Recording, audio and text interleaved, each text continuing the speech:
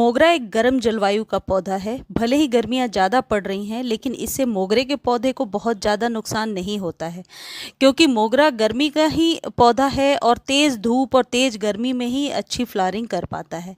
इसके बावजूद भी आपके मोगरे के पौधे की पत्तियाँ पीली हो रही हैं, या कई लोग लिख रहे हैं कि कलियाँ पीली होकर सूख रही हैं, या पौधा मरने लगा है। तो मरते हुए पौधे में किस तरीके से जान डाल सकते हैं, आज के वीडियो में मैं यही बताने वाली हूँ कि अपने मरते हुए मोगरा के पौधे को आप बचा सकते हैं। देखिए, ये भी मेरे एक मोगरा का पौधा है जो सूख गया था, ऑलमोस्ट सूखने लगा था, लेकिन क्योंकि ये गर्मी का फेवरेबल टाइम होता है मोगरा के लिए, तो इसे बहुत आसानी से रिवाइव किया जा सकता है, जिंदा किया जा सकता है। तो इसके लिए पहली टिप ये है कि यदि आपके भी मोगरे का पौधा सूख रहा है तो उसे आप कट ना करें। कई बार मैंने देखा है कि एक तो पौधा सूख रहा है, ऊपर से हम पत्तियों को कट कर देते हैं, डंडे को कट कर देते हैं, स्टेम को कट कर देते हैं। तो उससे क्या होता है कि पौधा अचानक शॉक में चला जाता है। ये मेरा एक्सपीरियंस है, हो सकता है आपका एक्सपीरियंस कुछ अलग हो, लेकिन मैंने कई सालों के अनुभव में ये देखा है कि पौधा मर रहा है तो उसकी पत्तियों को हटाएं ना, क्योंकि पत्तियां पुरानी होंगी और सूख कर गिरेंगी। ये बहुत ही नेचुरल फेनोमेना है। तो यदि पत्तियां होंगी ही नहीं तो पौधा जिंदा कैसे रहेगा, प्रकाश संश्लेषण की क्रिया कैसे करेगा? तो बेहतर है कि पौधा यदि सूख रहा है तो उसे वैसे ही छोड़ दीजिए, मोगरे को खासकर। और सॉइल को आप स्ट्रॉन्ग बनाइए। यदि सॉइल में आप खाद देते रहेंगे तो रूट्स के थ्रू पौधे को जिंदा किया जा सकता है। तो मोगरे के पौधे के लिए आपको सबसे पहले जो है करना है, शेड में रख देना है। पहली चीज़, पत्तियों को कट नहीं करना। सेकंड थिंग ये है कि इसे शेड में रखना है। और थर्ड बहुत ही इंपॉर्टेंट चीज़ ये है कि जो पौधा सूख रहा है, कभी भी उसकी सॉइल बहुत ड्राई नहीं होनी चाहिए। यदि बहुत ड्राई होकर के सॉइल फटने लगेगी तो फिर पौधे पर इसका असर पड़ेगा। वैसे भी फूलों वाले पौधे और खासकर जो गुच्छों में फूल देने वाले पौधे होते हैं, उनकी सॉइल कुछ इस तरीके की वेल ड्रेन बनाइए कि ताकि पौधे में नमी हमेशा बनी रहे।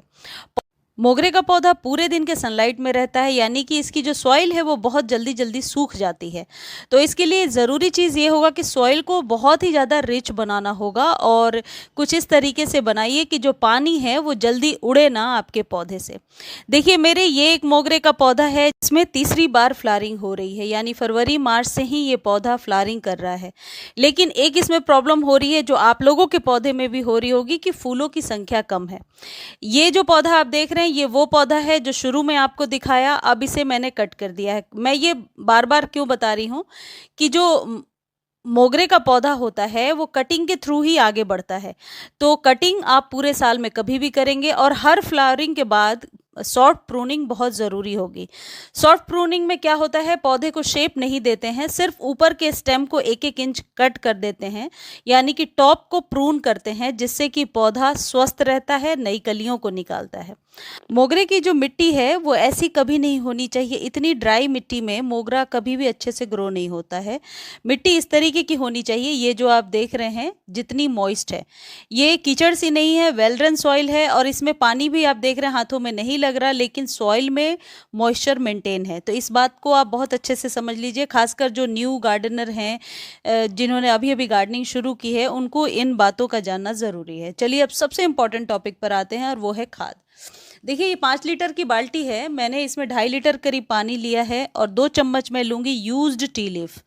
घर में चाय बनाने के बाद जिस चाय पत्ती को छानने के बाद हम फेंक देते हैं, उन्हें आप फेंकें ना, उन्हें अच्छे से आप वॉश कर लीजिए, सुखा लीजिए। आप चाहें तो पाउडर बनाकर स्टोर करके रख सकते हैं। बहुत ही बढ़िया एक ऑर्गेनिक खाद होगा आपके सभी पौधों के लिए। 2 चम्मच ले लिया। अब ये जो चीज़ है, लास्ट टाइम सभी लोग पूछ रहे थे कि ये क्या है।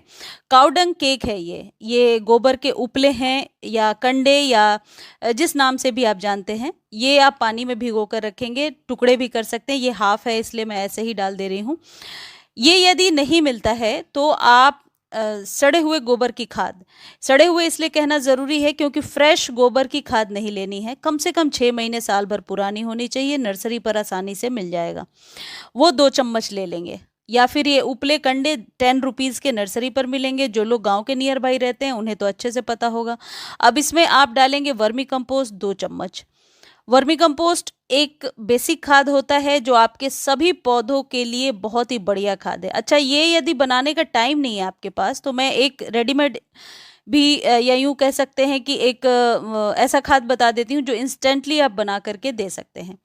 इसे डाल दिया। और सबसे इम्पॉर्टेंट चीज़ होती है कैल्शियम। आपके पौधे के लिए, खासकर मोगरा के लिए कैल्शियम बहुत ज़रूरी है। तो आप आधा चम्मच चूना डालेंगे। ये वो चूना है जो पान के दुकान पर मिलता है, जो पान के साथ चूना देते हैं, ये वो चूना है। तो आप आधा चम्मच चूना भी इसमें ज़रूर मिला लीजिए। चूने की मात्रा ज़्यादा नहीं होनी चाहिए। मैं अपने 3 गमले के लिए ये बना रही हूँ। ये कुछ इस तरीके से देखिए, टेबल स्पून में भी हाफ लिया है मैंने। अब मान लीजिए कि आपके पास ये चीज़ें नहीं हैं और आप इंस्टेंट खाद बनाना चाहते हैं, तो आप क्या करेंगे, आप कैल्शियम नाइट्रेट की गोलियां ले लेंगे। कहाँ से खरीदना है, लिंक डिस्क्रिप्शन में दे दिया है, आप देख सकते हैं। और यह आपके पास पहले से है तो वेल एंड गुड है। कैल्शियम नाइट्रेट की कम से कम 8 से 10 गोलियां लेकर के, और इसमें आप डालेंगे वर्मी कंपोस्ट। पानी उतना ही लेना है, 2 चम्मच वर्मी कंपोस्ट ले लीजिए और ये कैल्शियम नाइट्रेट, इसे घोल दीजिए और इंस्टेंटली अपने पौधे की जितनी रिक्वायरमेंट है उतनी आप दे सकते हैं। या फिर ये कर सकते हैं कि ये जो कैल्शियम नाइट्रेट की गोलियां हैं, ये डायरेक्टली आप सॉइल में डाल करके ऊपर से पानी डाल सकते हैं, तब भी ये उतना ही अच्छा काम करेगा। ये जो कैल्शियम नाइट्रेट है, ये मोगरे के लिए बहुत ही बढ़िया खाद है। ये मरते हुए पौधों को भी जिंदा कर सकता है। देखिए, कुछ इस तरीके से डाला और इसे ढक दिया, या फिर पानी में डाल दीजिए। आधा चम्मच के करीब लिया है मैंने अपने 3 गमलों के लिए। फिर उसमें आपको चूना डालने की ज़रूरत नहीं पड़ेगी, क्योंकि ये दोनों कैल्शियम के ही स्रोत हैं। आप चाहें तो यूज्ड टी लीफ इस्तेमाल कर सकते हैं। इससे पौधे लश ग्रीन तो होते ही हैं, पत्तियां जलती नहीं हैं और फूलों की संख्या भी बढ़ जाती है। अब ये जो मिश्रण आपने बनाया है, इसे आप कम से कम ओवरनाइट सोक करके छोड़ेंगे। ओवरनाइट नहीं रखेंगे तो आप 4-5 घंटे तो ज़रूर रखेंगे, सभी को डिल्यूट होने के लिए।